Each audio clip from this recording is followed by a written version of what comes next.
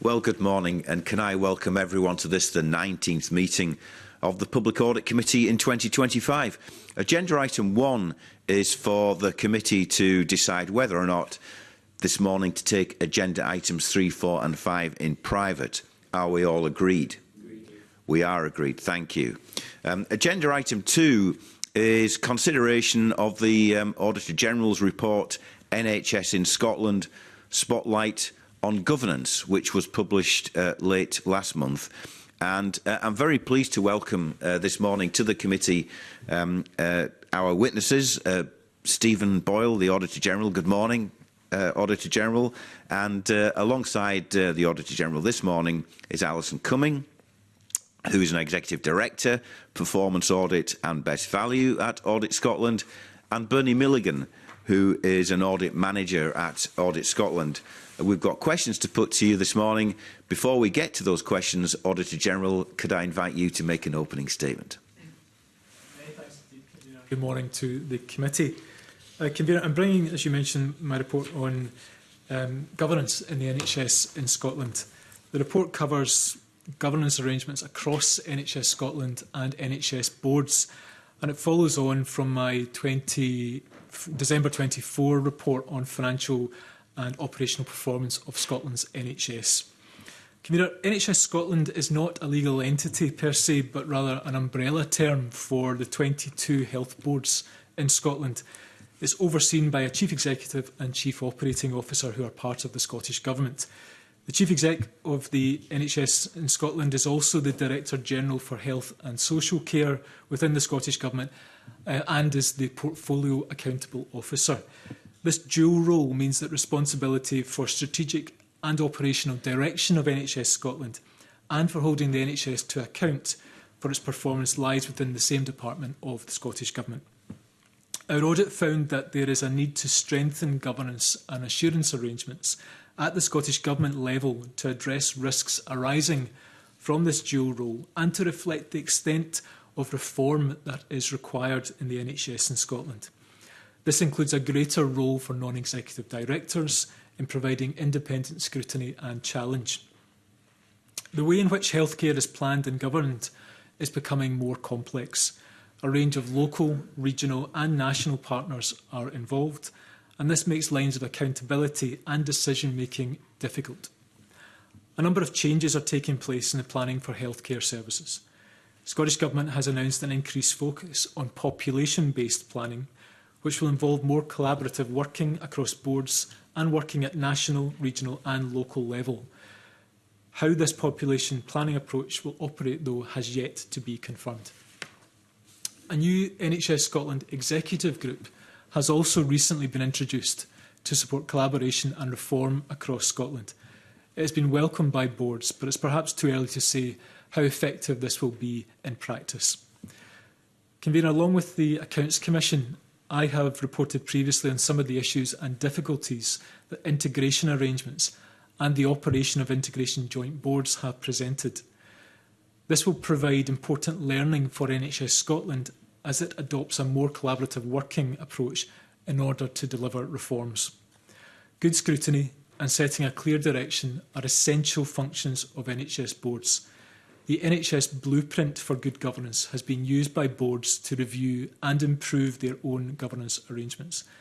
But there is scope for the blueprint to be developed further so that it focuses on innovation and reform and collaborative working.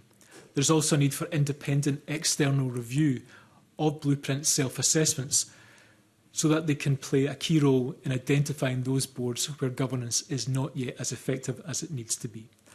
Lastly, Convener, as ever, the report makes a number of recommendations and they are for the Scottish Government and NHS boards to consider as part of their assessment of today's report.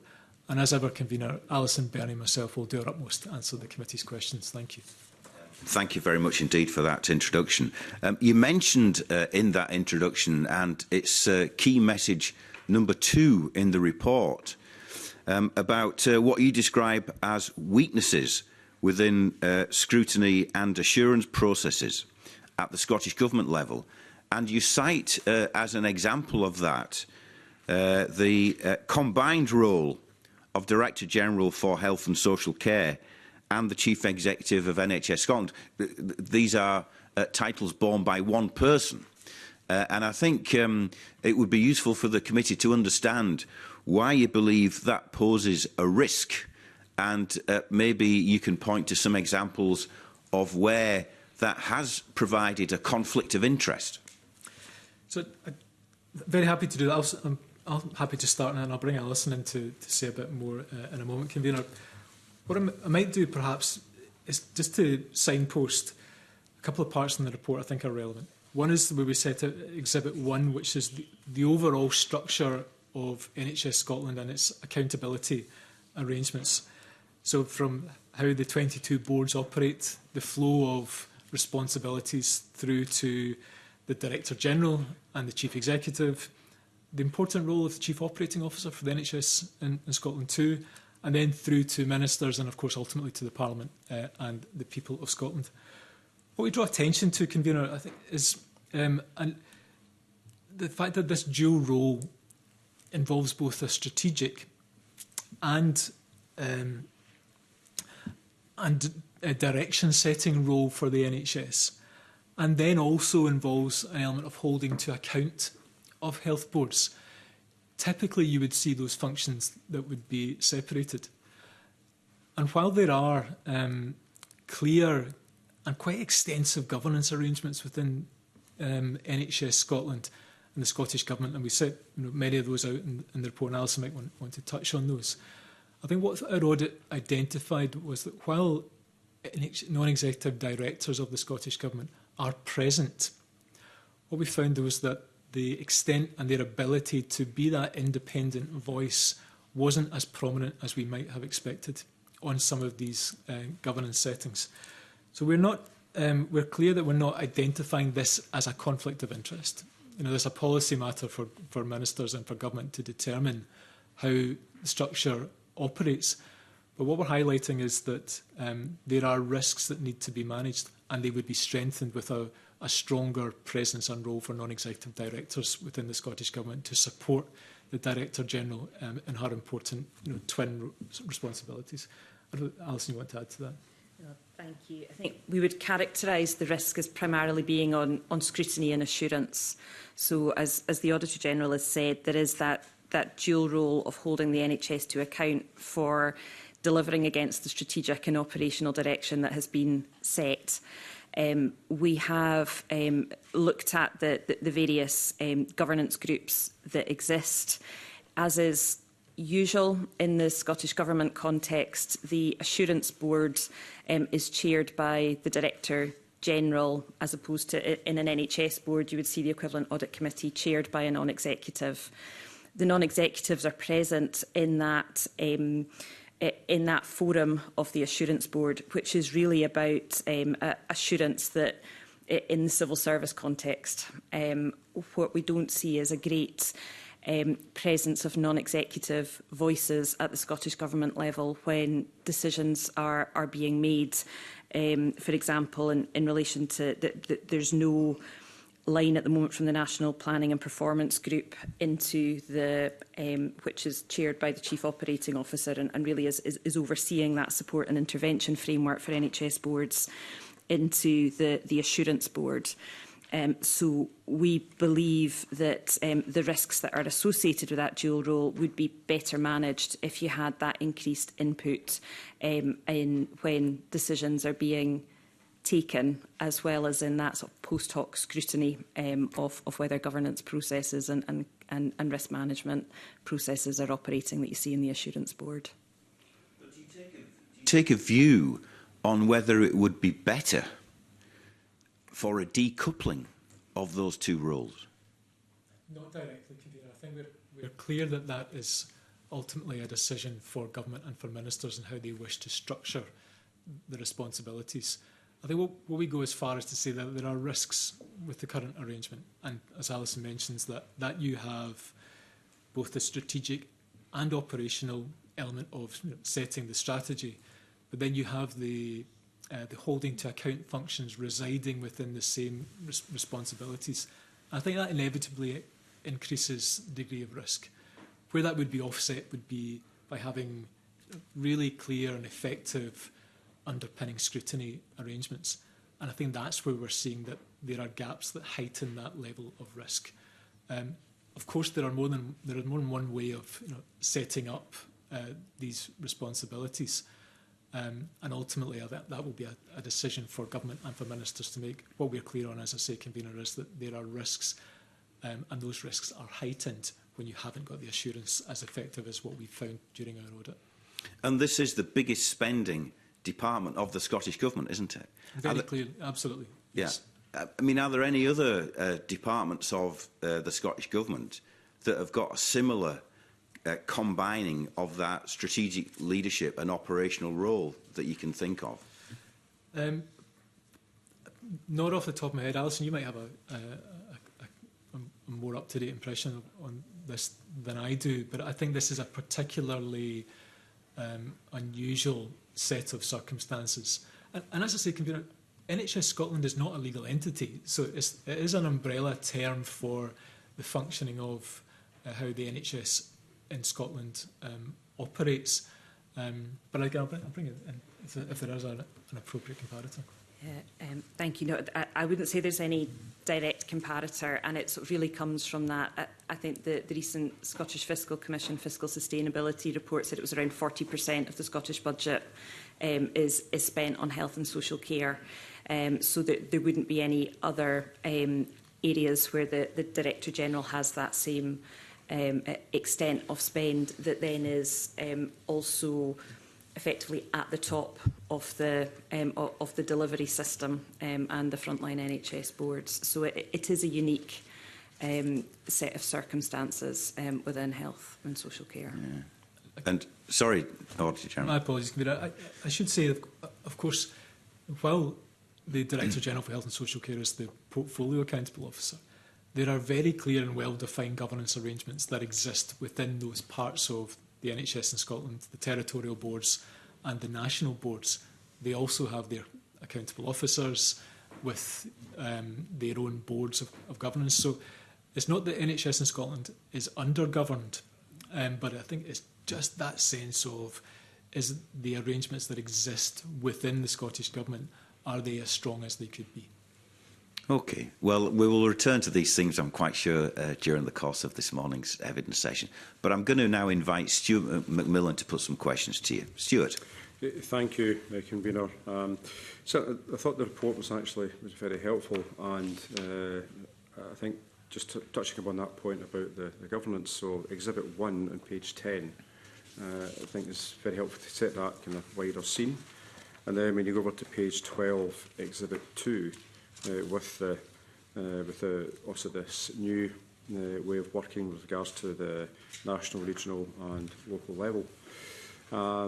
So, I mean, it did strike me, and I understand why, it did strike me in terms of the Western Isles. Obviously it goes in with the West, but it's also the boundaries, this is on Exhibit 2, the boundaries are clearly not together, unlike the other two regions.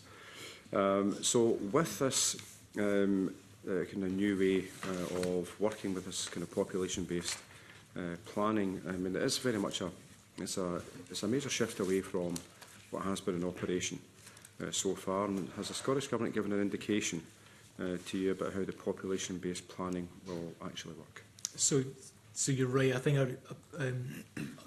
I'll bring Bernie in a moment, actually, just to say a bit more about the kind of specifics of how this is likely to operate. And I think you can probably hear in my initial response, Mr McMillan, that there's some caveat, because I think we're not yet clear, and I think as we know at the end of paragraph 24, this is designed to be potentially a significant level of change in terms of population health delivery, supporting that collaboration, reform of potentially how parts of health services will operate. What comes next is really important, and we're awaiting that level of detail.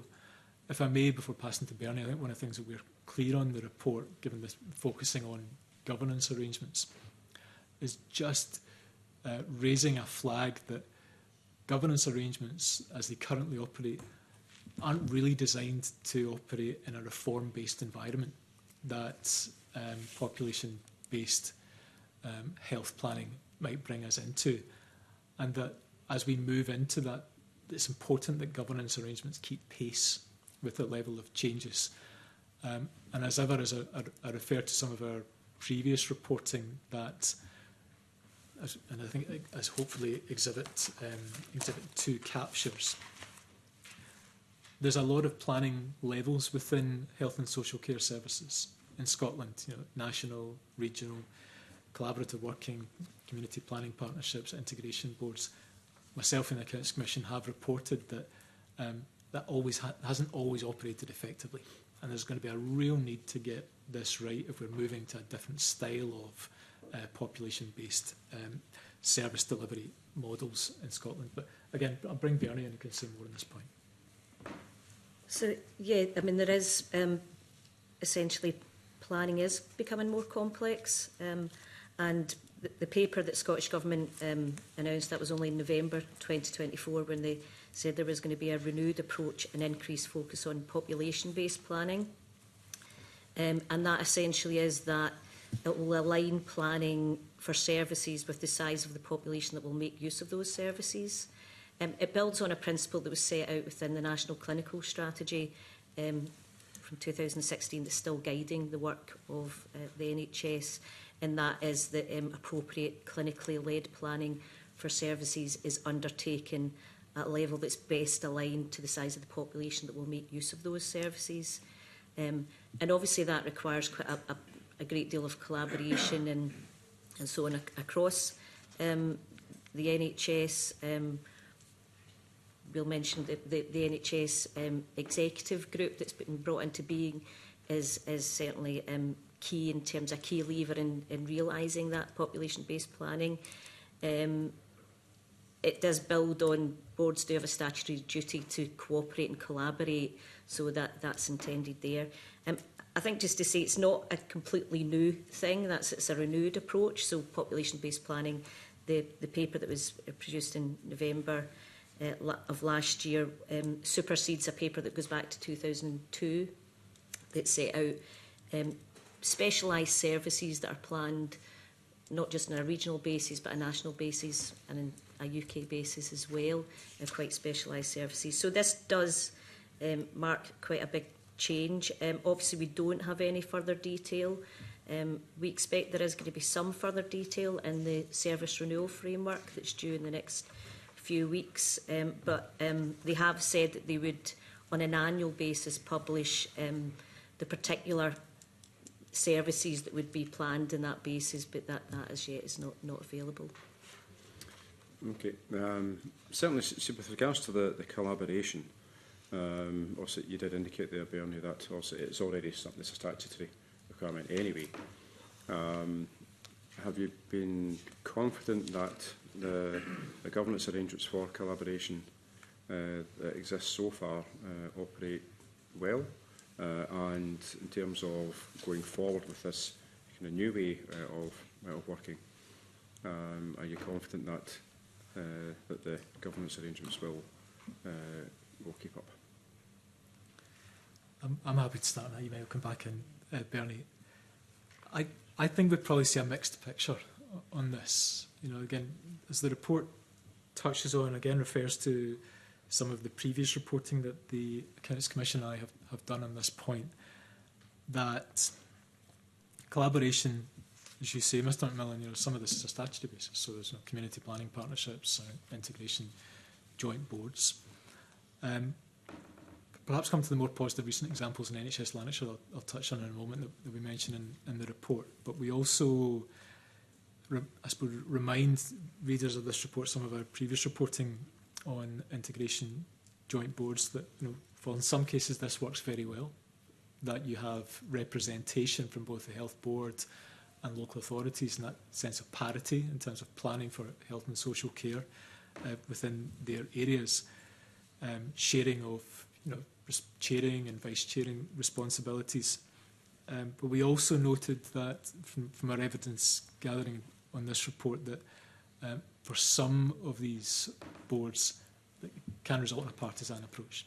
So that not really the kind of sense of shared ownership for the ambitions for the population of the Integration Authority, but rather more looking after the interests of either the local authority or the board. And again, I think that was something that was touched on in a report, a joint report from the Council Commission now on adult mental health. And the committee took extensive evidence on that report.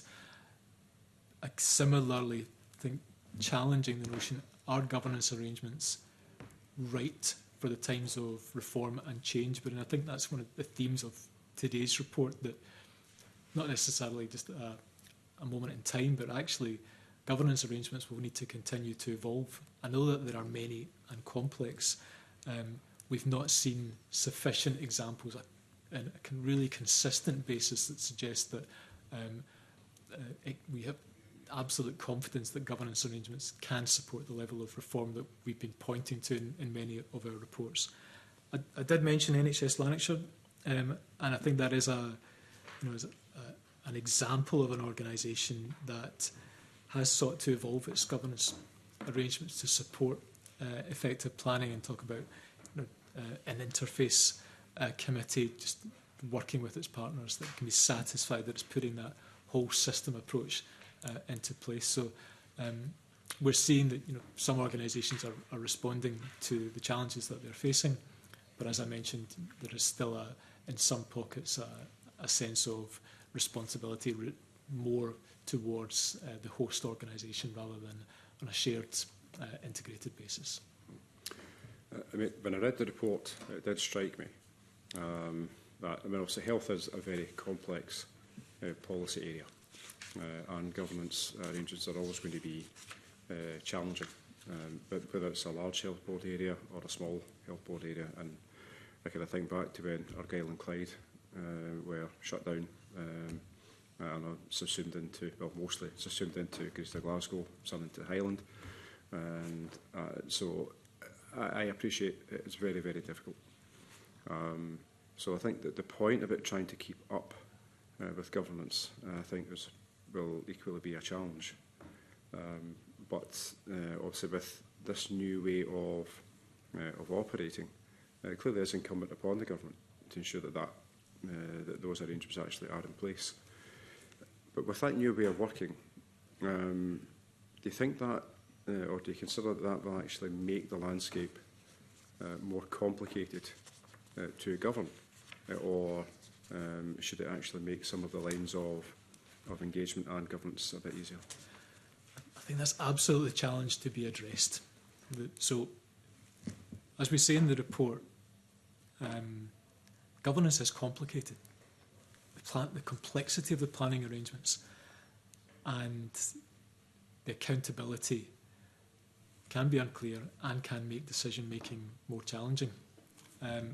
So, as the government is moving to an environment where it is introducing more population-based planning, together with the challenge that, again, we've touched on in many of our reports about the need for faster, more sustained reform of the NHS to support population requirements and meet some of the financial challenges, that this is the challenge to be addressed. Really the heart of the recommendations that we make in today's report, that to deliver the kind of sustainability that the NHS in Scotland needs will absolutely require collaborative working, and that's clearly part of the Scottish Government's requirements, that there is embedded collaborative working across NHS boards, regional planning models, together with Scotland's local authorities to deliver that system of health and social care. But decision-making, accountability and governance will also need to evolve at that same pace so that all of the ambitions can be met. So you touched upon a few moments ago about the integrated joint boards. And in your view, what more can be done to ensure that there really is that clearer accountability and better decision-making within these?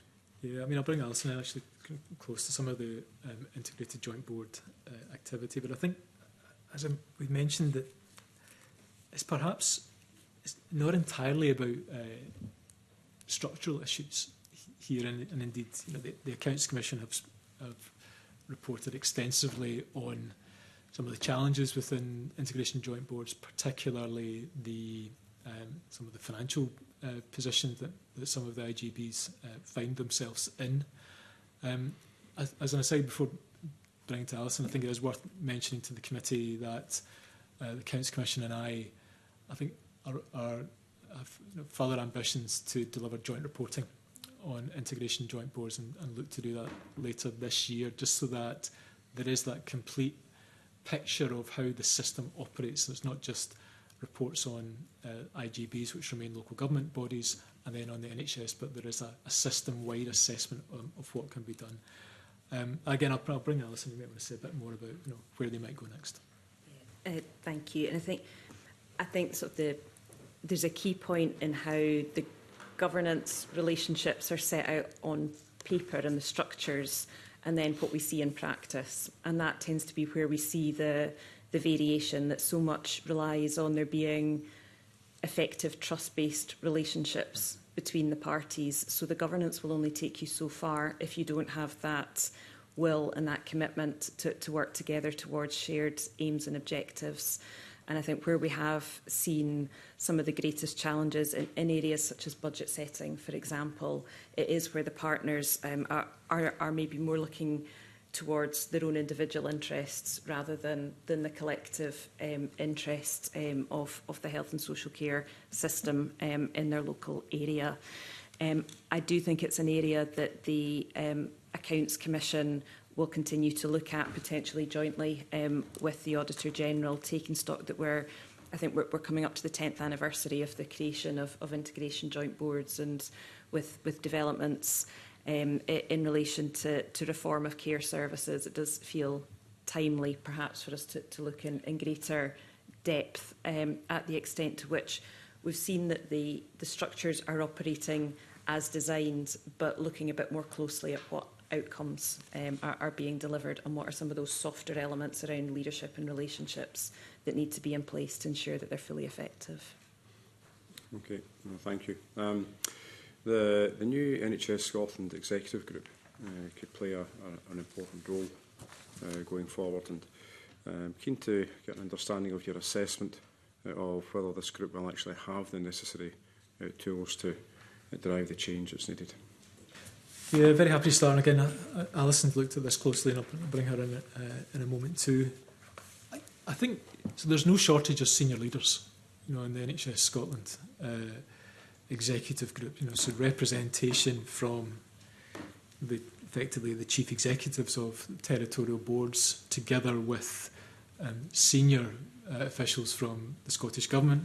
In terms of transparency, I think the minutes are published on the Scottish Government's website, but I think we probably reach a view, Mr McMillan, that it's maybe too early to tell. You know, so we're only 8 months in, and I suspect it will have to find its place amongst the governance arrangements that exist across NHS Scotland. And if we just perhaps direct the committee to Exhibit 4 of today's report on page 17. And so this is a planning and decision-making group amongst a number of governance groups that exist within this system. The extent to which it is able to deliver upon, you know, its ambitions, which we give a bit more detail on Exhibit 3, I think has yet to be seen. As ever, this is a complex system in operation. Its ability to drive the level of change that's necessary is a vital part of its responsibilities. But it's, as I say, it's maybe a little bit premature for us to give an assessment, and perhaps, you know, one if the committee so wishes, it may be for the Director General herself to give a view on its effectiveness or on how it's fulfilling its role. Thank you. We are, to give you a taster for the NHS overview coming later in the year, we will look specifically at the operation of this group. At present, it has met 5 times. In terms of our initial observations, I would say we would welcome the intent behind the creation of this group. there was a previous iteration of an NHS Chief Executives group. Formalising it in this way is intended to provide the clarity of decision making and the clear delegation structures back to boards to implement actions and approve actions that weren't necessarily in place with previous iterations of the group. These developments are welcome in terms of better facilitating boards working together and providing greater consistency in approach on particular issues. We know the initial focus of the group has been on planned care, and there's been a particular focus on activity plans in orthopaedics. Where we would be cautious and will watch with interest is just in relation to the size of the group. The minutes are publicly available. You'll see that there can be over 40 people participating in each of these. Now, that's a product as soon as you bring all the chief executives together, when you bring senior representatives, senior officials from the Scottish Government. But it remains to be seen. I think we would say it's an objective assessment from us that it can be difficult to make decisions when you've got large numbers of people around the table. So we'll be watching with interest to see how that operates in practice. I think that there were two comments that you put on the record, Auditor General. No shortage of senior leaders, and it needs to find its place. But certainly, Ms Cumming, you just highlighted there regarding that it's now a formalised approach as compared to what happened before. Now, also kind of taking it back another level with regards to the new way of working and the emphasis on the collaboration cross boundary. So a body or an organisation like this should, in effect, actually help to make that collaboration better, I would imagine. And you touched upon there regarding planned care. Have you seen any examples, any other examples of that collaboration actually working?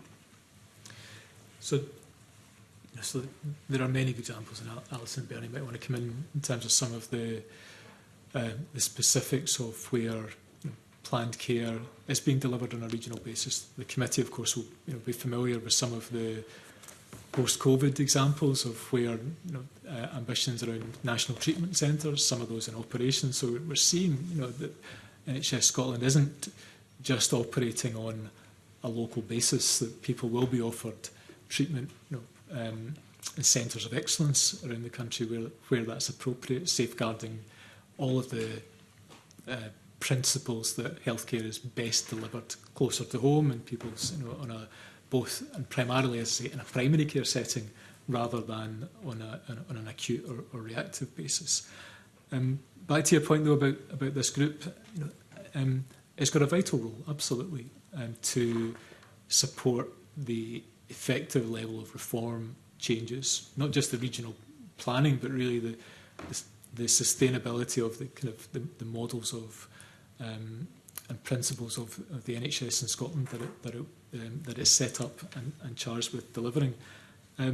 It is a large group. This is the point I would maybe finish before passing on to colleagues, Mr McMillan. That it finds its place really matters. That it can kind of cut through the level of how the system operates in the NHS in Scotland, the multiple other responsibilities that these leaders will have, and set that direction for the future of health and social care. But I'll pause at that point and just turn to colleagues. Any specific examples you want to share with the committee? No specific examples, just to say, I mean, there is already that collaboration taking place across boards. There's service level agreements in place where patients are going from one board to another. I think it's to say that this approach it is a significant change. It's a kind of ramping up of that whole approach, the population level planning, and yeah, it will have an impact in terms of delivery funding and so on. So we'll see a much greater level of that collaboration going on across boards, is the intent as we understand it. Okay, and my final question, it's regarding the framework document. That's been welcomed by the NHS boards, the territorial boards, because I think from their perspective it seems to be bringing greater clarity to their relationship with the Scottish Government. But can you share your assessment as to how well this framework actually is working in practice so far? I think you're right. I think that's it's characterise it as going somewhere to fill a gap that there had been, especially with the assessment that territorial boards had of the clarity of their relationship with NHS Scotland, in the sense really from our audit workers at territorial boards especially, have welcomed its introduction and brought renewed clarity of the relationship between government, the sponsorship responsibilities that reside in government, and how those are then discharged in the workings with the territorial boards. To some extent, the territorial boards playing catch-up with the national boards, and maybe that's not surprising. Maybe on a national basis that's more aligned to the interests and the activities of government. So, we've really gone back to just over a year ago that this has been introduced. I think, as ever, I wouldn't wish to be premature and give false assurance to the committee that all is well now that we have a new framework agreement. The committee has seen many examples over the years where although framework documents exist, that hasn't been necessarily the safeguard to ensure that all governance, leadership, decision making is effective in a public body. But I think it is important, and it is worth highlighting as we do in the report, that these aren't always welcomed. They aren't always seen as having, providing the parity or clarity of relationships that are necessary. So I'd say it's off to a good start, Mr McMillan. So is it actually helping with the alignment between the national priorities and also local planning? But I think that's a fair assessment. I think there's an acceptance that provides that clarity of roles and responsibilities, sponsorship, and it's not the only mechanism with which accountability exists. Again, we reference in the report, and I know the committee is also familiar with some of the escalation arrangements about roles, responsibilities, service standards, and the Scottish Government engages very clearly with its health boards and has that ranking system about where boards are on the intervention escalation framework. So I think it looks like it's finding its place, but as Alison mentioned, it's something we'll keep a close eye both in our overview and in our individual reporting on NHS boards. Okay, no, that's helpful. And just for the record, I chair moving on Inverclyde, a local recovery service. I'm erring on the side of caution in terms of putting that on the record. Okay, thank you. Okay, thank you very much indeed. I'm going to move straight on now and invite the Deputy Convener, Jamie Green, to put some questions to you. Jamie. Thank you very much, Convener. Good morning to our guests. Auditor General, you talked a little bit about government intervention or escalation. There are obviously 14 territorial NHS boards in Scotland. The intervention levels can range from stages 1 to 5, 1 being the most hands-off, least intervention, and stage 5 being the highest, obviously. My understanding is at the moment, 9 out of the 14 NHS health boards have been elevated to an intervention level of either stage 3 or 4. That's 8 currently at stage 3 and 1 at stage 4. Is that something that surprises or concerns you? So, no, it doesn't surprise me. I think, like you, I'm familiar with the statistics. In terms of the basis for the escalation, I think that's generally set out by the government in terms of the different categories within the escalation framework, whether it's leadership, governance, service performance, financial position. I'm also cited clearly through the audit work that the external auditors are undertaking each year, and as we set out in the annual report that we do on the NHS in Scotland from the end of last year, and we'll be reporting again into the autumn of this year, that there are real financial challenges in some of Scotland's NHS boards. So, there are some local issues. Again, it's been reported publicly at NHS Grampian, for example, the challenges that organisation is facing, together with its, I think, very recently prepared recovery plan that it's shared with its board and the Scottish Government. That some of the scale and challenges that the NHS boards are facing, I think, are well documented, Deputy Convener. So, no, it doesn't surprise me. The most important thing, of course, is that that is then translated into a clear plan to face and address the challenges. Some of that will be done by the boards, but also in partnership with integration authorities and indeed the Scottish Government themselves. But I think it's indicative, the last thing I would say on it, of some of the pressures that some of the territorial boards are facing.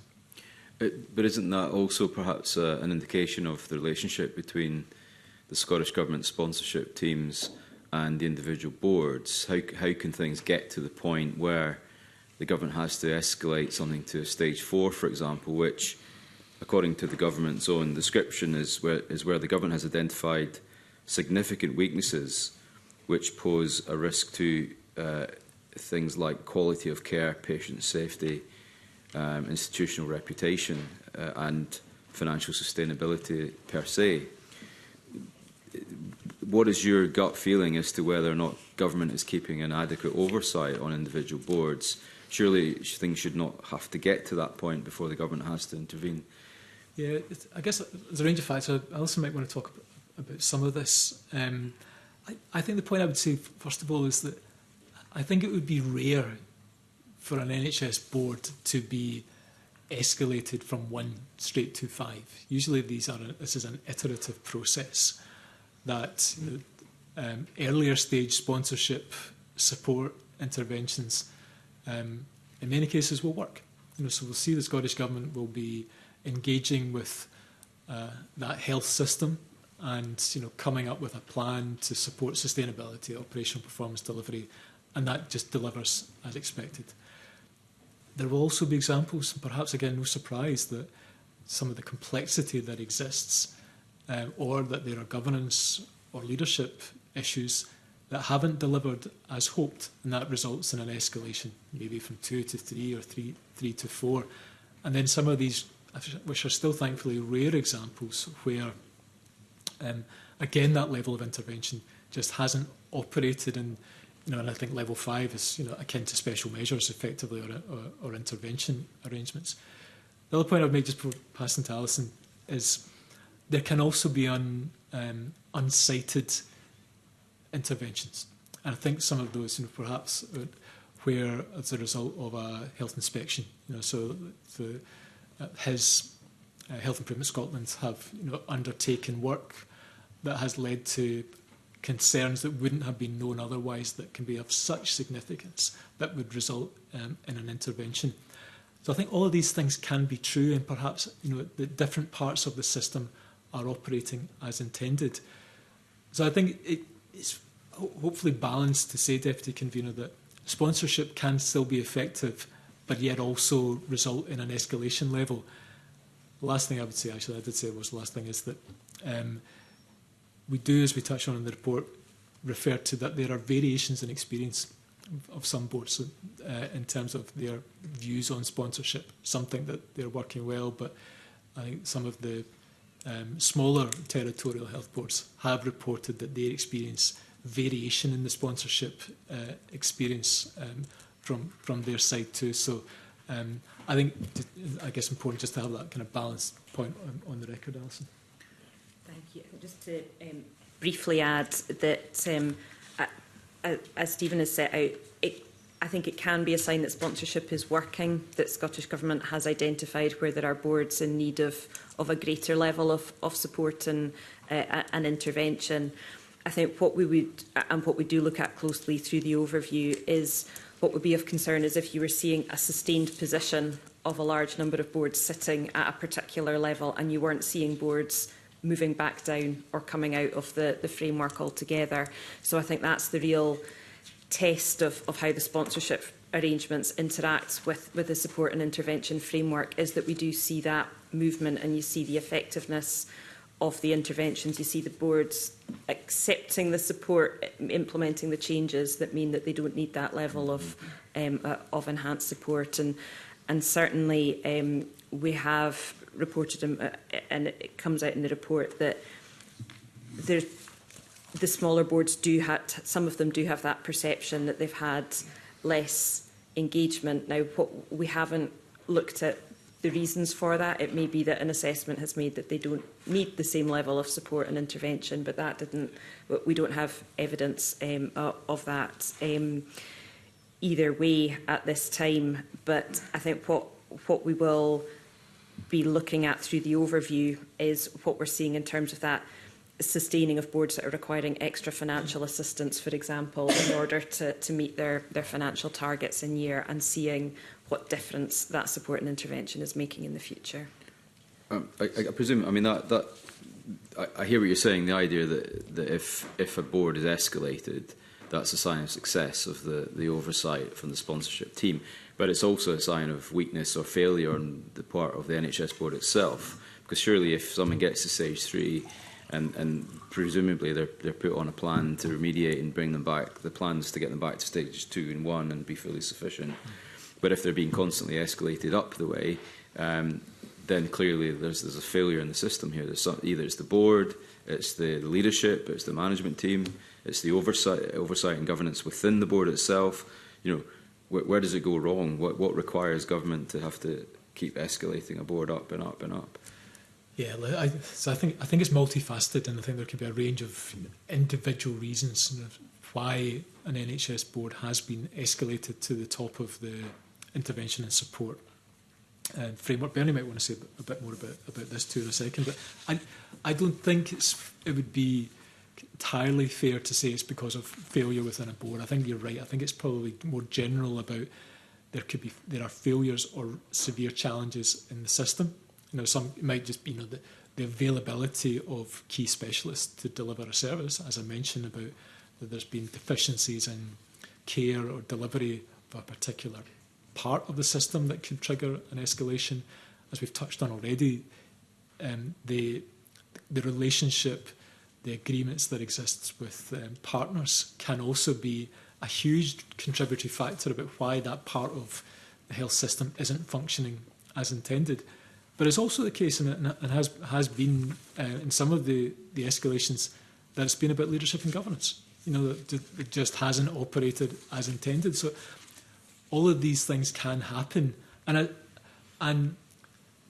so as I say, Deputy Convener, it's as equally the case that something's gone badly wrong within an NHS board. Could be a reason for the escalation top, or it's just that it's an accumulation of just a range of pressures that the health board themselves aren't able to manage on their own. And I think, you know, in some ways, if that's what it means, that there is this system framework in place that allows the Scottish Government to provide support, intervention, hopefully with the intention, therefore, of de-escalating and, you know, moving that health board, that part of the system, back to a more stable footing. But I think if you're condemning, Bernie wants to come in and say a word about that as well. It was just to say that, I mean, within the report we say that the support and intervention framework, there's no clear link between that and the blueprint for good governance. And there's an opportunity there for the assessment process of governance to really bring to light some governance issues at an earlier stage. So at the moment it's a self-assessment process. There was intended to be external assessment of boards and their governance arrangements through the blueprint, and that's not in place yet. So that's a recommendation we've made. We've included the case study of Forth Valley. There's obviously a host of reasons why boards are escalated. It might be performance issues in a particular area, such as mental health, financial reasons, or leadership and governance. And I think what we've seen at Forth Valley was that there were quite a number of performance issues came to light, not meeting targets, some serious concerns raised by Healthcare Improvement Scotland around the way care was being delivered, and also some failures around the way integration arrangements were working. But when they looked at that, some of the underlying issues were around leadership and governance. And so there is that opportunity there where if there was maybe that external review of governance would allow some of these issues to come at an early stage and have that impact. One of my colleagues is going to delve into this issue a little bit more, so I'll maybe park that and let others come back to that issue around the blueprint for good governance. I do want to come back to the issue, though, of oversight. I think possibly in your opening comment, Auditor General, you said that NHS boards in Scotland are certainly not under-governed. Would that imply, therefore, they are over-governed? And I'll maybe just pose a more simplistic question. Do you think, or is there a piece of work that could be done to see whether we need 14 NHS boards in Scotland? You know, we're a country of 5.5 million people. We have 22 different authorities managing the health service. I'm sure most members of the public wouldn't know the difference between NHS Scotland and Public Health Scotland if you were to ask them in the street. But the point being is this issue around some of the issues that have came up and some of these escalation problems have arisen from clearly issues of leadership and governance. Yet we have 14 chief executives, 14 boards, 14 board chairs, and then a whole raft of leadership positions within each of those boards, presumably costing huge amounts of money. Do we simply have too many NHS boards? I think it's a very straightforward answer from me, Dave, to be honest, a policy matter for the Scottish Government to determine the size and structure of how it wishes health services to be delivered in Scotland. What our report looks to do is to make an assessment of how effective are the delivery arrangements within that setting. And we, as Bernie mentioned, we make a range of recommendations, but we do address the complexity point that, that in order for the system to operate effectively within the structures that have been determined, that has to be subject to really careful collaboration, accountability, and with the right frameworks in place. And what we say especially is that in order to move to that sustainable basis for health and social care, weaving in how reform is undertaken as part of the governance is going to be an important next step. But the wider point you make is very clear a policy matter and not one I'm able to comment on. Thank you. Leading on from that is the relationship between what it would be a national plan for government and local delivery across NHS boards. We often hear about the so-called postcode lottery of delivery of services or access to services. There's clearly no universality to services depending where you live in Scotland as a direct result of the fact there are 14 health boards operating differently and performing to different levels of governance. Do you see, or as in the production of your report, have you identified any conflicts between the national mission or strategies or targets, for example, and any pushback from local NHS boards as to their ability to deliver on what are clearly government national targets? I mean, I'm happy to start on that action and bring colleagues in. I think what we see through the statistics say is there is variation in performance. So our annual NHS overview sets that out against some of the key performance measures for the NHS in Scotland. Is that it's not entirely consistent, and there'll be a range of reasons behind that. I think probably kind of speaks to the point touched on to an extent this morning about regional planning being the ambition to fill some of that gap. That health services, some of that will be delivered locally, some through primary care, and some will be delivered through health boards. But doing that entirely on a health board but territorial basis across the 14, the government's pointing out that requires more in-depth collaboration and more thinking around how that might be delivered regionally. As Bernie's mentioned already, I think what we need to see now is kind of that level of clarity about what comes next and how that will be delivered so that it delivers upon the government's ambition for collaboration, consistency of performance. So I think this one is, as Alison might want to say a bit more about, but we are clear that it's going to be a key part of our ongoing audit work, especially through future iterations of the NHS overview. Thank you. add that we know the Scottish Government sets those parameters, the planning, the policy, the financial parameters within NHS boards operate. Building on that variation point, different boards are able to deliver within those parameters to different degrees. So we do see some that see it more as perhaps more as an enabling environment, and they do what needs to be done to meet their targets. Others find it harder to deliver within them. And I think Scottish Government changes that we've touched on already this morning are seeking around sponsorship, around the creation of the NHS Executive Group, the move to population-based planning, certainly would underline an intent to address some of that, to bring the greater clarity and consistency across the piece. I would also say that we are the external audits are underway across all the NHS boards at the moment. They should all be concluded by the end of this month, and we're engaging very closely with the external auditors of the NHS boards just to assess where there are some organisations that are finding it harder than others, and those are the types of issues that would come through in our NHS overview report later in the year. I look forward to reading that. Have you got a sense of whether any of these external audits are facing some challenges in carrying out their duties to audit? You know, given the fact that of the 14 NHS territorial boards, 8 have required brokerage loans, that surely is a reflection on their ability to manage their ingoings and outgoings financially. There are various numbers kicking around about the overspend across many boards. It's hard to pinpoint exactly what that number is in totality, but it's in the hundreds of millions for sure. But presumably there'll be variation on that from board to board. How comfortable is Audit Scotland that these external auditors are able to do their job to get a proper and accurate picture of the state of the finances of these boards?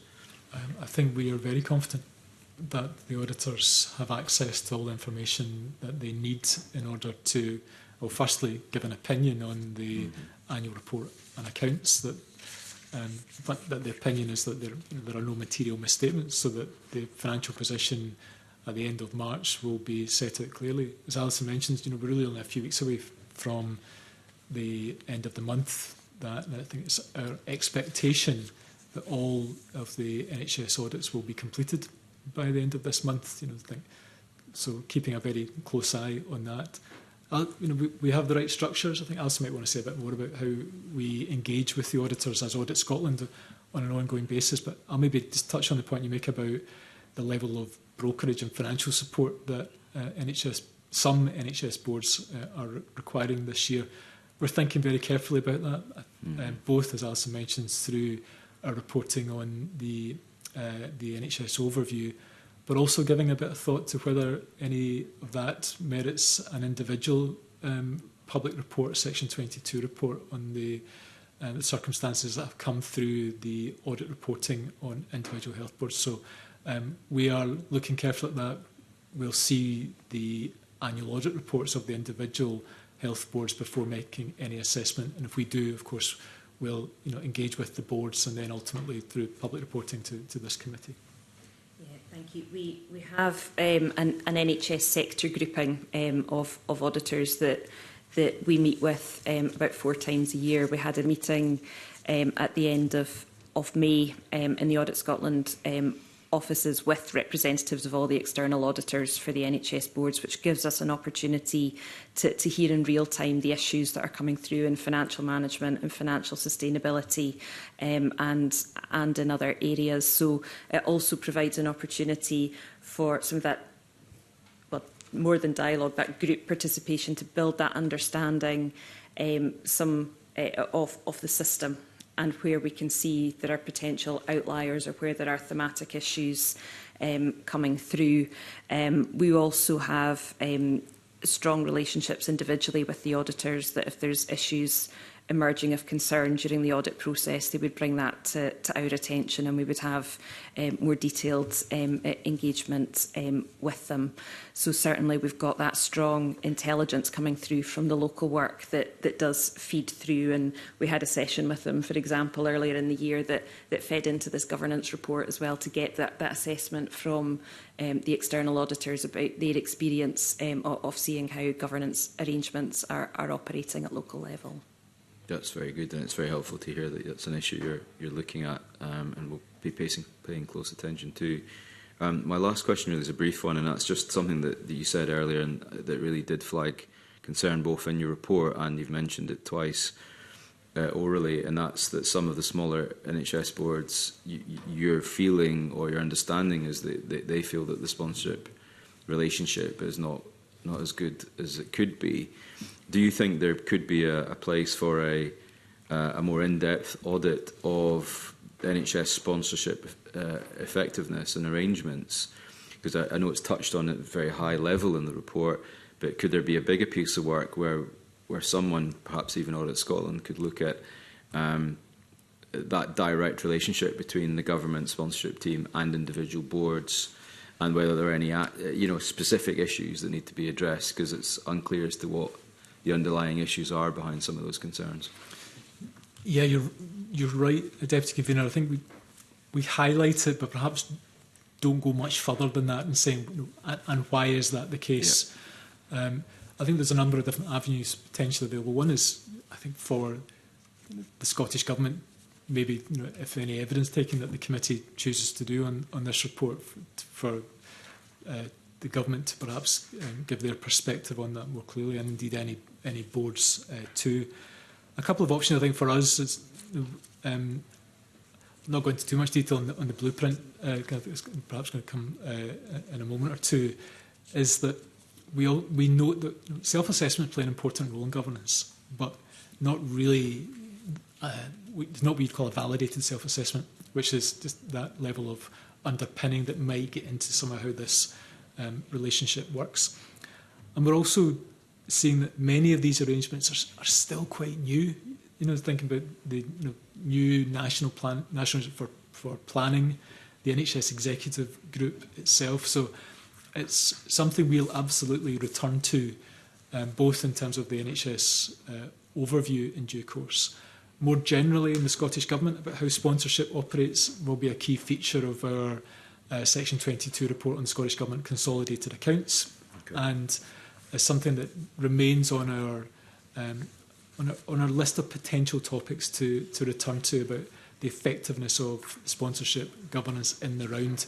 And we'll think carefully, are there any gaps in what we're doing as we kind of pull together our programme for future years. I appreciate that. Thank you. Thank you very much. Thanks, Jamie. I'm now going to invite Colin Beattie to put some questions to you around governance in NHS boards. Colin. Thank you, Convener. General, I guess over quite a lot of years now, we've had concerns about quality of leadership across the public sector, and specifically, quite often, it's national health, of course. Now, your report lays out some issues on recruitment, which is not a new thing. As far back as 2019, our predecessor committee called on the Scottish Government to take urgent action to address the leadership challenges across the public sector. Now, there are a number of issues around that. The previous committee looked at the apparent insufficiency of people putting themselves forward, for example, for chief executives' posts and so on. The feeling was, and this was from a round table that was held, that there was a problem with the environment that some of these people might expect to be promoted into as chief executive, and that was a deterrent in itself. I don't know whether that's a valid statement. It was simply something that came up during the round table. Has the situation improved?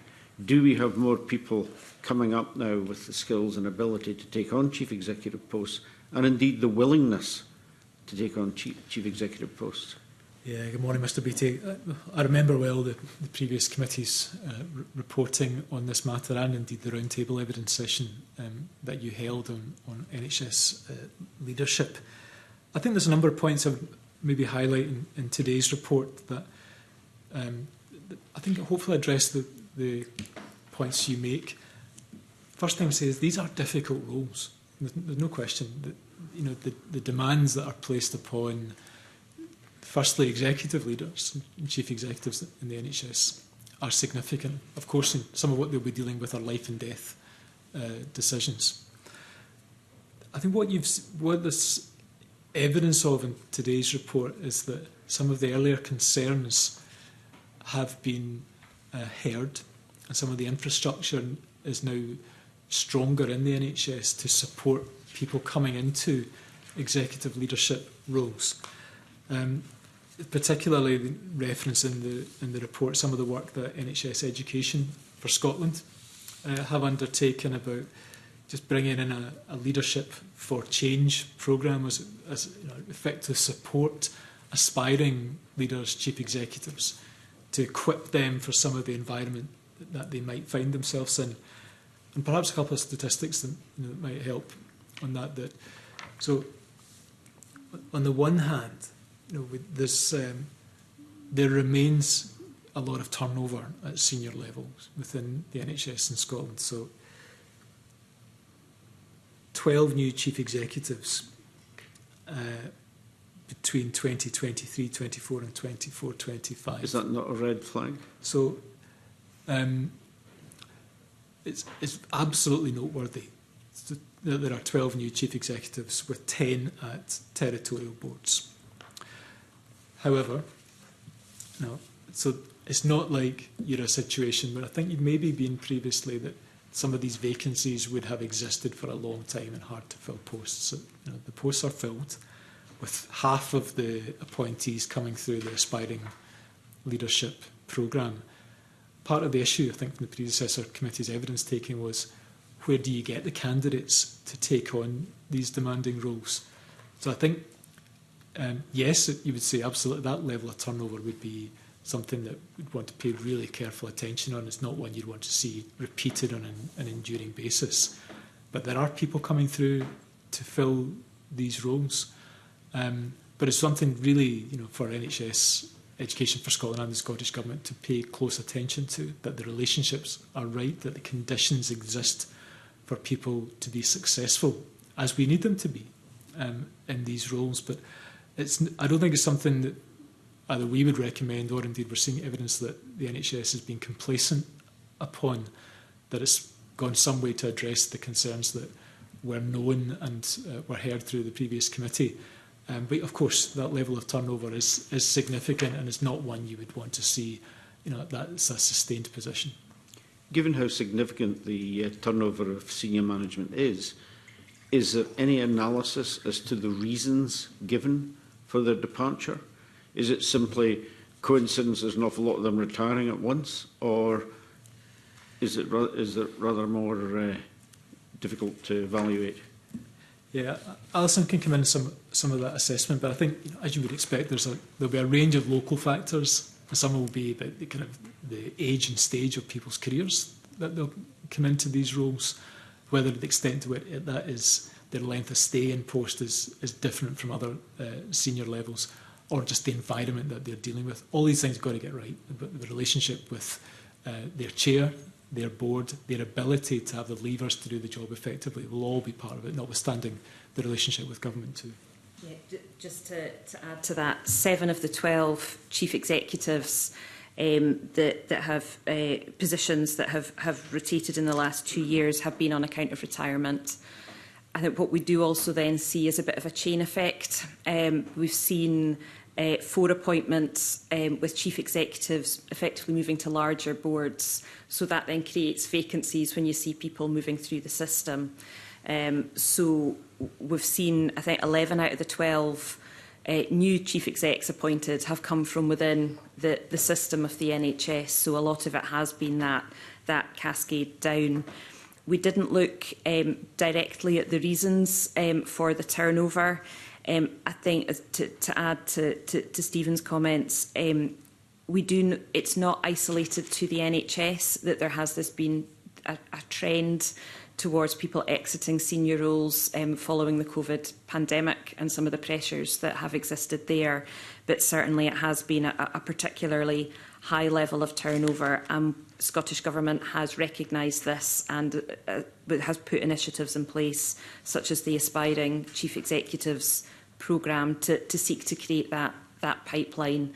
But I think there's almost an inevitability when the recruitment to senior roles is happening within a system that one or two senior vacancies triggers a whole lot more vacancies as the system resettles and people move around into new posts. I mean, given this is a bit of an anomaly, what's it like in the rest of the UK? Do they have similar issues? Do they have similar turnover in their senior staff? So we didn't look at that as part of our audit directly, just to draw a comparison between level of Scotland and other parts of public sector across the UK. I think I recognise the point Alison makes is that I think we're probably still playing catch up in terms of moving to a stable place post-pandemic, people making lifestyle choices, financial choices about their careers. Like what we're seeing evidence though is that the NHS in Scotland is taking this seriously. The Aspiring Leadership programme, some of the support that chief executives are receiving as they move into new posts. I guess the ambition would be that this translates into a period of stability for health boards and leaders, giving them the opportunity to develop and really apply their expertise in the role. But no, we didn't do a direct comparison to other parts of the UK. Having a pipeline of skilled people coming up the line, if you're recruiting internally, is absolutely essential. The comment at the previous committee was that there's a relatively small number of people in that pipeline, and an even smaller number of people among that smaller number of people that were actually interested in taking on chief executive posts. Has that changed? So you're right. It is always going to be a select group of people, many who will self-select out of their, even if they have the skills and experience to become chief executives, who want to do so. I think you can take confidence, Mr. Beattie, that through the NHS Education for Scotland, the clarity with which the Scottish Government has recognised the issue, that they are doing what they can to have a deep enough candidate pool to address the skills requirements that these jobs need. I think there's some inevitability about it, that it will be challenging to bring in expertise from perhaps a sector of the economy that isn't familiar with how NHS operates to move into that level of leadership role. But having said that, I think the candidate pool is perhaps broader than it might have been 5 or 10 years ago. So there are maybe some examples of integration joint board chief officers moving into executive posts within the NHS in Scotland. So I suppose one of the byproducts of health and social care integration is that there now is a bigger pool of people that can move into these posts. Absolutely no room for complacency, but perhaps gone some way to address some of the concerns of the predecessor committee. Now, your report highlighted challenges in recruiting to the boards, and you raised concerns about time commitment and pay, although I believe there's been a recent uplift in remunerations. These changes apparently are going to be phased in over 4 years. Is that fast enough or go far enough to address the concerns?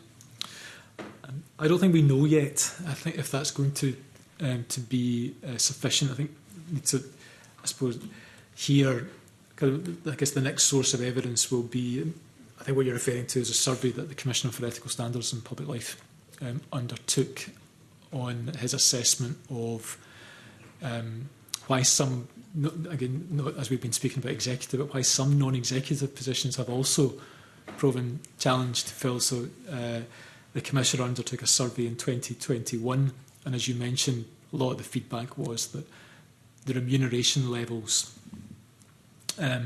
just weren't sufficient in the view of either current non-executives or potential non-executives or commensurate with what was expected of them. In terms of, so as you'll know that most non-executive posts give an indicative level of time commitment. So whether it's 1 day a month or for chairs, usually 3 to 4 days a week. But many were reporting that they were spending far more time delivering the role than had originally been advertised. So we're seeing, as you mentioned, that there's been an increase in the remuneration and phasing in. I think the next level of evidence for that will be from the commissioners, as we mentioned in paragraph 51, is to intention to update the results, whether that has made the difference in giving the stability that NHS boards needs in terms of the level of expertise. But there's also a point in the report that we mentioned about what there are still remaining concerns about the level of diversity of some boards, and are they fully representing the communities that they are serving. So I think the most important first step is an acknowledgement of some of the issues to be addressed, but not quite yet, I would say, Mr Beattie, all the evidence to assure you in the question you ask. You mentioned stability there, and that's tremendously important. Given the number of movements here, is there not an inevitability that some instability is going to feed into the system while all these people over a very short time are having to take up their posts and provide that continuity? Yes, I think it's just that I agree. I think there is an inevitability that there, during periods of change, that brings some instability in terms of transfer of knowledge, skills, experience, corporate memory changes as well. Perhaps because, again, Alison looked at some of this in detail, but that the underpinnings remain solid is so important, that the good governance framework is being applied appropriately, induction is effective, self-assessments on the effectiveness of governance are undertaken, they are validated appropriately, are all part of the factors that provide safeguards for when there are periods of change within individual organisations. I think one of the positives of the recruitment to senior executive positions from within the system is that people are not new to NHS Scotland. So they're coming in with maybe not of that specific organisation, but with that level of understanding of how the system operates and of the overarching governance and planning frameworks. We have seen that the Scottish Government has struggled to recruit to NHS board chairs positions in recent years.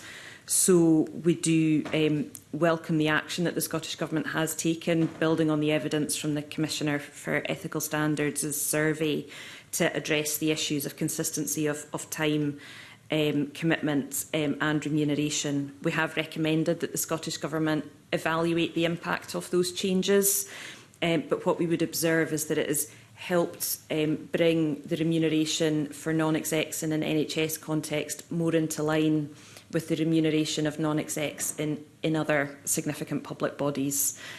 So it does feel like something that has been needing to happen for a period of time to make sure that the NHS is attracting the right calibre of leaders into non-executive positions at this time that the NHS is needing to drive through significant reform. You mentioned there about all the changes that the NHS needs to drive through. Are you satisfied that internal recruitment will achieve that? Looking at the benefits of that, but also considering that you want a competition to get the very best people into the post, and are we losing out here perhaps on, call it cross-pollination or whatever, to get the skills in that we need? Yeah, I think we're not cited on the evidence to give a definitive view on that. It's certainly something that the Scottish Government will have a view on and want to. So I suppose we can't comment on whether the degree to which there have been external candidates for these recruitments, for example, but the internal candidates have been the strongest performers through the assessment process. So while I appreciate your point, I think we don't have any audit evidence to reach a conclusion either way at the moment, Mr Beattie. Okay. I think the only thing I would add, I think there's an understanding within board chairs about the level of skills that they consider are necessary for their boards to function effectively and to support organisational objectives. Because of where reform and transformation fits in, that's less well defined. I think it's seen from the skills matrix analysis that boards are undertaking, is that it feels like that's an important next step about bringing in, either through existing board cohort or appointments, that level of engagement with, because I think it's worth remembering that appointments to NHS boards are through the public appointments process. That's clearly defined going through that process about where reform and transformation skills and expertise is captured, and then ultimately through the recruitment and appointment process for non-executives. Just coming back to what you talked about before, the programme Leading for Change, are you confident that it will address the challenges that have been highlighted? And maybe you can give a bit more detail about that and its ancillary projects. I think, Alison, you might want to add a bit more detail. I'm not saying I don't think I would be as clear as to give you full assurance on that this will be sufficient to address the challenges that NHS is facing in terms of leadership and governance. Probably what I would say is that there is evidence that it's making a difference. So producing that pipeline, but this is a volatile environment. It's a demanding environment for leaders. All the triangulation of pay, demand, other opportunities that candidates might have, could create real pressures in the system at some point in the future. So I would say it's a positive development, a welcome start, but I think with all of these things, constant monitoring will be required in terms of the volume of candidates that are coming through, so that it can address those challenges. It's perhaps the first stress test that's come through. So you've seen if the volume of turnover there's been in NHS leaders has played its part in producing candidates to fill those vacancies, Mr Beattie. But if there's anything else you want to add. Just specifically on the Aspiring Chairs programme, it's about to enter its third cohort. It commenced in 23-24. It's a 10-month programme and includes development days and support from a host board. We know that earlier iterations of this did not achieve significant numbers of suitable candidates, so we'll really only be seeing in the chair posts that are being advertised now whether these programmes have succeeded in developing candidates to come through. I can say that I've been invited to attend the latest cohort of Aspiring Chairs in a couple of weeks' time and present to them on our findings from this report. So I may be better informed after I've attended that session. Okay, thank you. Thank you, Commissioner. Okay, thank you. I mean, before you attend, and this might be therefore an unfair question, but before you attend that, do you have any sense of what the pool is that those aspiring to be chairs people are drawn from? In other words, are they typically existing members of NHS boards that wish to step up to become chairs of boards, or does the net go wider than that? My understanding is that the programme is focused at the moment on existing non-executive members of NHS boards, but I don't have the details of the 25-26 cohort in front of me today. Okay, but I mean, is it advertised widely, or is it just advertised to that group quite in a targeted way? I think the focus is on people who are already in the system as NHS non-executive board members to support them transition into chair roles. Yeah. Well, I mean, that's interesting as an approach, isn't it? Whether it's exclusive in that way or more open or not. I mean, one of the broader questions, and I'm going to bring Graham Simpson in shortly, but one of the broader questions that I think is raised in your report is the extent to which non-executive board members are properly representative. You know, how many users of NHS services are on those boards. You spoke about a population-based approach to the planning of the services and so on. So how many older people, for example, are members of boards? That have, you know, it's interesting, I think, for us to understand whether or not the people that are coming through the system, through the Ethical Standards Commissioners net and so on, are truly diverse, truly representative, bring to bear, because, as you say, they've got an important role to play in not only scrutinising the executive team running a health board, but also challenging an executive team running a health board. I just wonder whether you get a sense of whether they fulfil that job that's required of them. To answer in general terms, Convener, I think the answer is they recognise that's a live issue for them in terms of they've got to do both things. They've got to bring in the skills that they would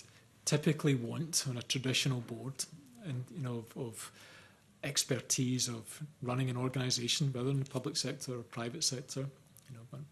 People skills, the right cultural fit is spoken about, that they bring the right values that are consistent with the delivery of NHS services. Some will want finance experience as well.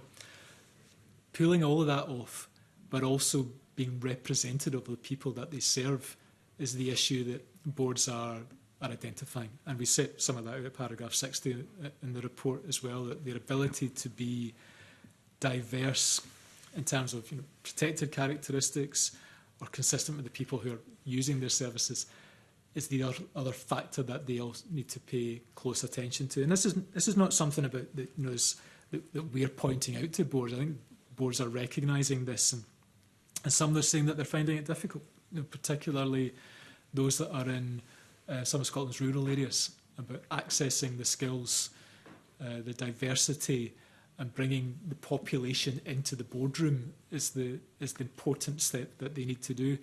I think we make a comment in the report, Convener, that, and it's important to say these aren't mutually exclusive things. So some boards are looking to adopt what we call stakeholder engagement mechanisms. I think it's important to say that that's not at the expense of further ambition to deliver and become more diverse entities, but I think it's a recognition that they don't want to lose sight of their need to engage with the populations that they serve, while still looking to tackle the complete diversity of the board in the meantime. But it's no doubt this is an ongoing challenge for some of Scotland's health boards. Yeah. So Bernie wants to come in, yeah. And just to add, as boards are definitely aware of that being an issue, and the importance of bringing in the perspective of those who use services, particularly given the health inequalities that exist. I think there's something around the challenge of the public appointment system and the formality of that. However, there is broader experience in other public bodies, the use of lived experience panels and so on, and insights on issues such as poverty. So there is that broader experience there that could maybe be brought in. And there are things that the boards are doing. We heard from Forth Valley in terms of an anchor board that they have that works with other stakeholders but also brings in local insight. So it certainly is. It's an issue that boards are aware of, but there is wider learning from other public bodies as well. Yeah, because typically in this Parliament, the debates around health often focus around inputs versus outcomes, with a lot of emphasis on how many more people are being employed to carry out work or how many more appointments there are going to be. But are the outcomes changing as a result of that? It seems to me with this, it is about the inputs, because unless you get the inputs right, you're not going to get the outcomes that you want. I think that's a fair analysis, Convener. We spend perhaps too much time in a skewed conversation about the inputs to public services. Of course, what matters more is what experience people get, and are public services delivering for them and the outcomes that. But there maybe is that unless you get some of the inputs right, there will always be that challenge or accusation that you're not representative or understand the needs of the population if there's not a broader range of people sitting on boards. Yeah. Thank you. I'm now going to ask Graham Simpson to put some questions to you. Graham. Thanks, Chair. Have you finished your questions, Chair? I have. Right, OK. Because I was just going to follow on from your line of questioning. You're the finale, Graham, today. Oh, well, let's see how well I do. Yeah, this issue of boards and board chairs, and there was mention of Forth Valley right at the end there. So Forth Valley's current interim chair is Nina Mahal, who was the chair of NHS Lanarkshire. So, you know, do you think there's an issue there? There's clearly a problem of recruiting new chairs, and Alison mentioned the Aspiring Chairs programme, which appears to consist of people who are already in the system. Do we need to be doing more to attract new people who are not in the system?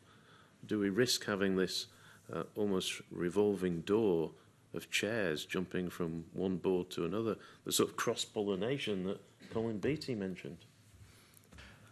So I think it's important that the right person, first and foremost, is appointed. So I think the committee can take some assurance, first of all, that these appointments are made through the public appointment process. And that process is regulated by the Commissioner for Ethical Standards.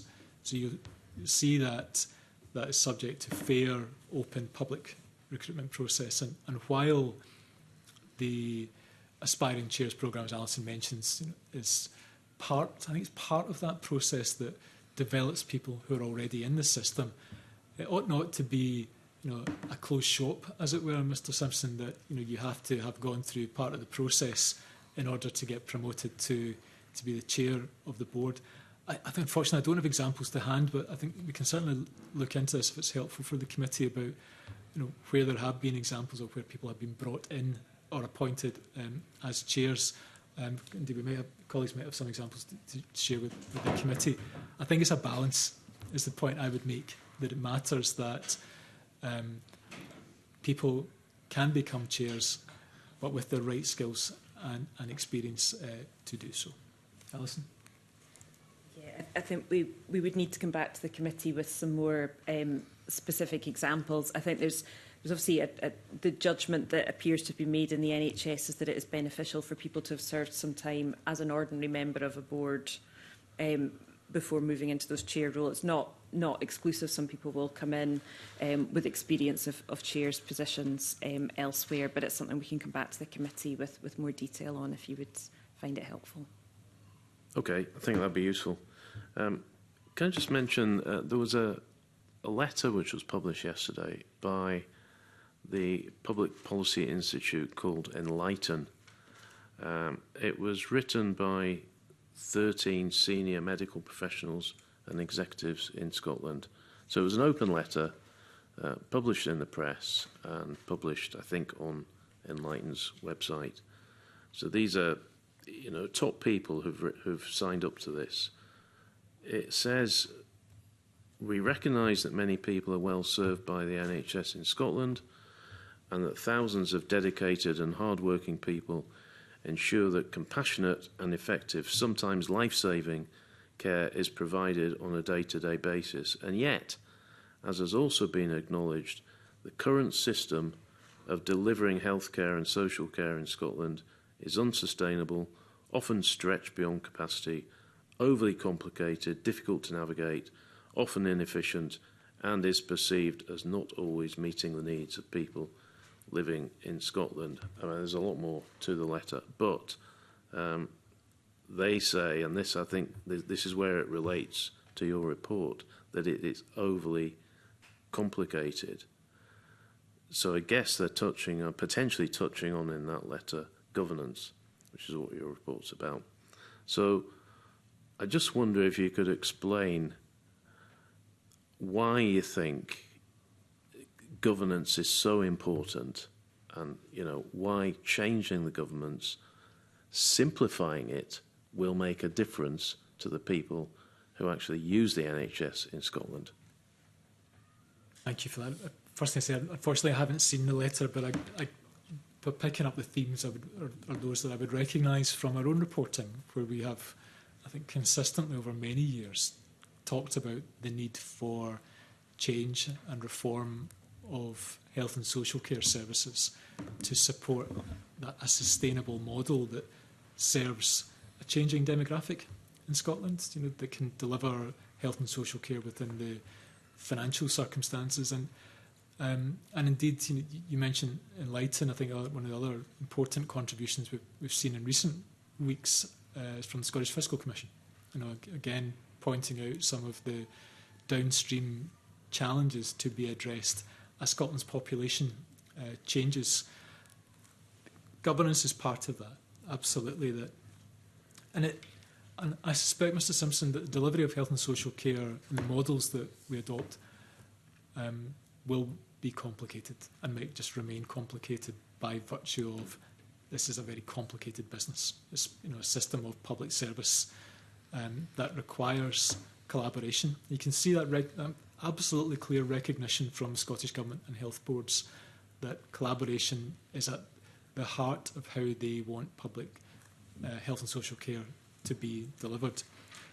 Governance matters. In fact, and it can be a bit of an off-putting term, I recognise, especially for those of us that just want public services to operate, care less about the governance and management of it. But really, this is about the system of decision making or the application of decisions of how health and social care, in this instance, are run.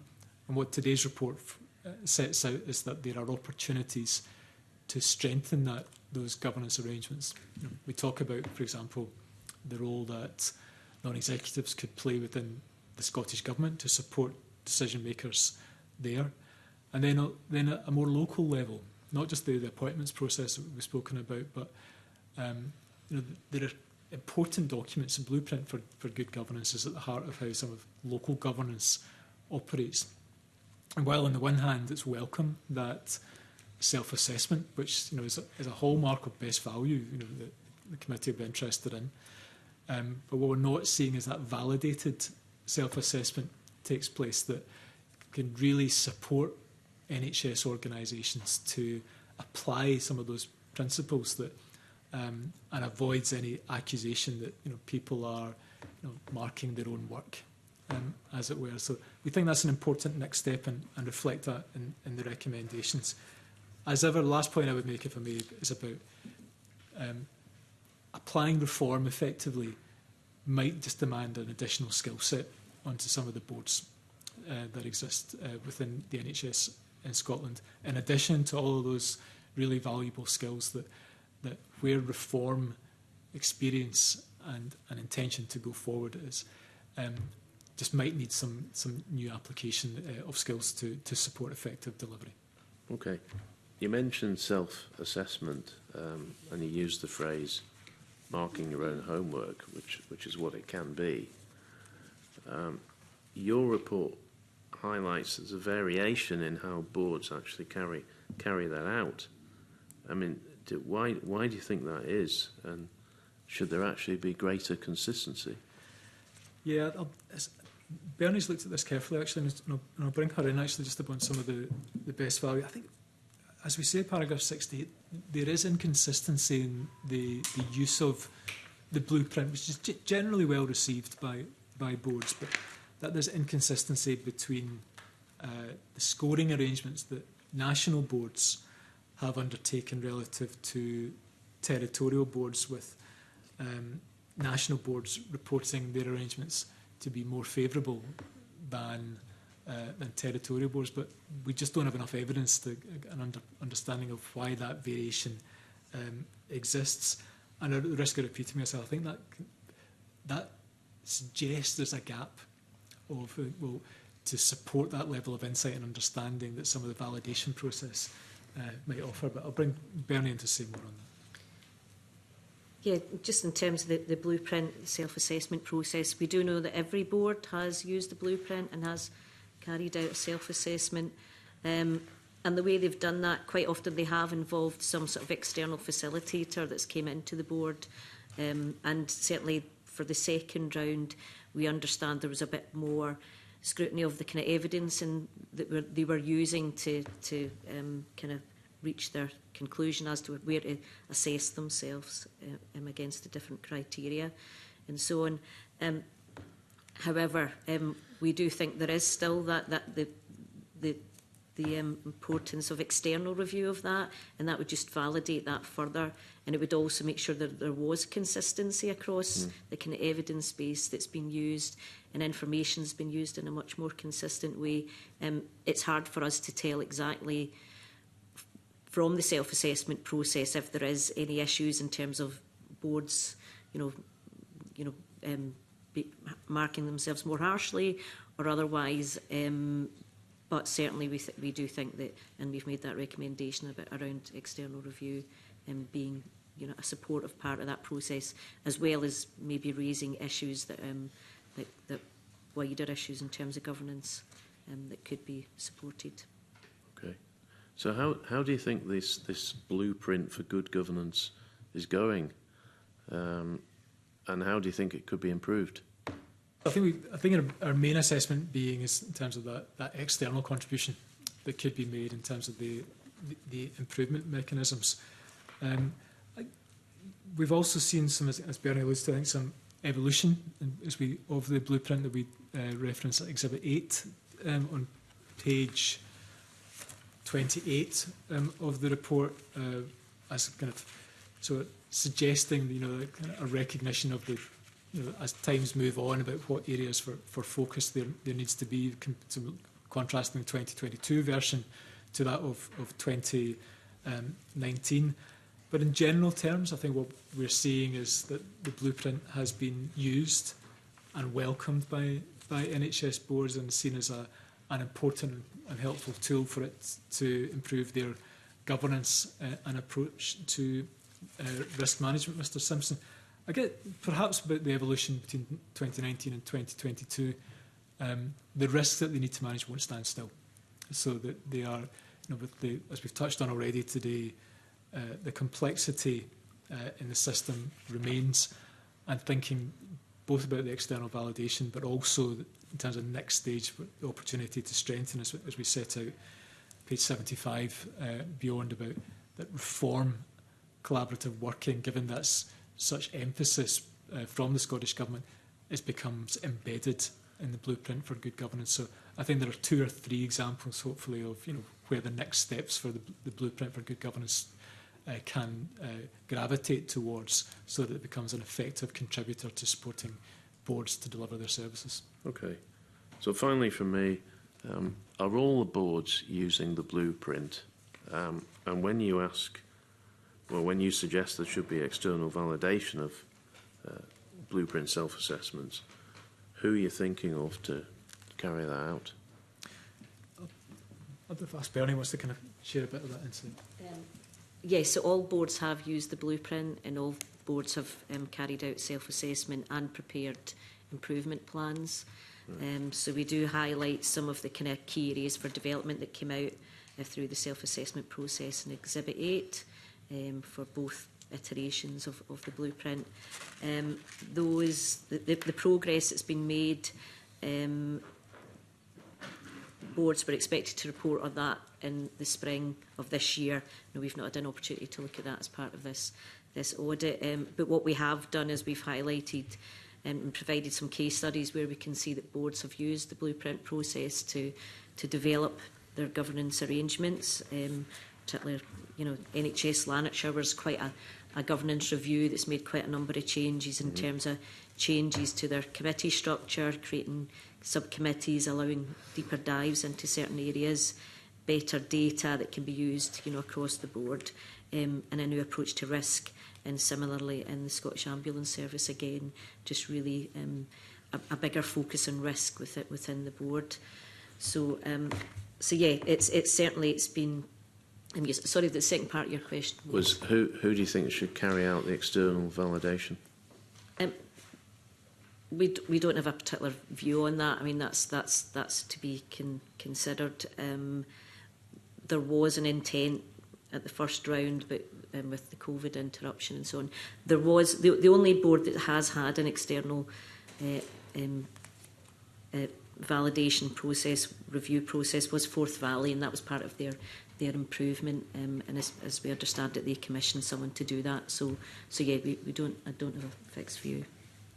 I think there are options for the Scottish Government, in terms of I wouldn't want to kind of particularly position one organisation or another who might be best placed, but I think that other internal auditors, Scottish Government teams, appropriate experts, insight on governance could all provide this service. The point of the thing is that you've got the right skills, expertise and experience to deliver a validated self-assessment process.